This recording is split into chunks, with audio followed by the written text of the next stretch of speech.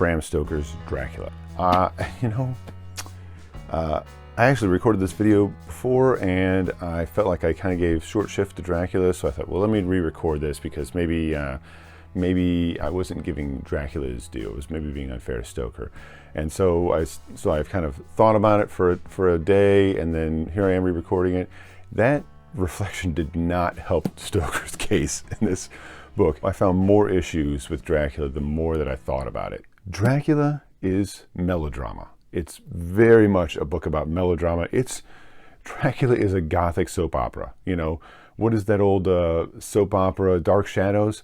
Dark Shadows is probably a better soap opera than Dracula is. It's fun, it can be fun, but it feels like a soap opera. You know how soap operas will sort of extend the narrative a little bit, and these characters will talk for a long time about something almost endlessly and just talk on and on and on about it. And then you're kind of like, okay, just aren't you guys done talking about this yet? I mean, okay, maybe a real person would have a long conversation about this, but do we really need to read everything that you guys think? So there's some really great gothic scenes in there with, Jonathan Harker sort of relating his experiences at Castle Dracula. The main characters, the protagonists, sort of encountering Lucy in her tomb, and then, the final encounter with Dracula, all are good gothic fiction. Those scenes are really good.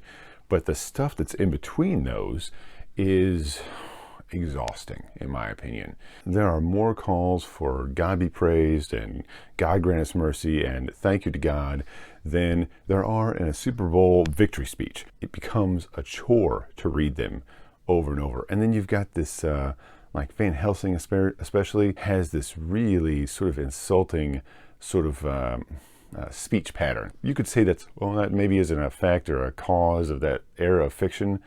A little bit. I think that it's on purpose. I don't think that this is necessarily of its time per se. I think that Stoker's laying it on thick. The way that Van Helsing talks in this really hacked up English doesn't really kind of work. And even his accent isn't even very, but his manner of speech isn't always very consistent. When he's just trying to relate something, it'll be a very, like, he'll drop the S off everything, like, instead of, oh, he knows what to do, he know what to do. And then other times it's like he won't do that. It's other times when it's important that he says this very specific thing, all of a sudden his English sort of elevates greatly. That's it's a little weird because you would think everything we know about Van Helsing as we read the book indicates that he would have probably been a little bit more proficient in his English because he was so proficient in every other aspect of his career. So seems a little strange. Van Helsing also is like this really weird tool that Stoker uses. Van Helsing will say, oh, I think I know what this thing is. I think I know what's going on. But I'm not going to tell you now. I'll tell you later. And then later comes and he says, well, hold on. Let me do this other kind of really strange thing. And you just tell me what you think. A lot of the sort of constant calls to God to help us, to save us, and only God's miracle can protect us kind of seems like pandering. If you were to take those references to God out of Dracula, if you were to take that, remove that, I would say you'd probably lose maybe 10 pages out of this book. It might sound like exaggeration. It isn't. It is like constantly. They'll say it and they'll say it and they'll say it and they'll say it. And you're like, I think that whole chapter is just about them talking about how they should need to pray to God. But it's never seems genuine. I mean, I'm not saying, I don't know if Stoker is a particularly religious person. It's just something to evoke. I don't know if he's doing that to sort of say to any critics that it could be of this gothic fiction so that they wouldn't push this stuff off or what. But those references to God are just a tool that he uses. That might be what it is, but if it is, then it's not something that Stoker himself believes because it doesn't come through in the book. There's never a religious figure consulted in the book, for all this stuff. Nobody ever gets a priest. There's not a lot of religious message going on here other than these characters sort of repeating over and over and over and over again how we have to have faith in God. But that's all they ever say. They don't ever go any deeper than that. They don't talk about their own convictions. No one ever visits a church. No one ever prays. Van Helsing sort of steals some of the communion wafers to like use against these vampires or whatever, which is a bit blasphemous in a sense for someone who is religious. You would kind of think, oh, that's really kind of not something that you would do. Certainly not on your own. You wouldn't steal them and do that. That's another weird thing. When they're killing a vampire, they have to like all utter a prayer at the same time. Or when this one thing happens, all the characters at the same time say amen. And it's kind of like, oh my God, this is what you're going to do. It doesn't feel very genuine at all. It feels very, it just feels like a literary device. And that kind of sucks. A lot of the characters feel very flat.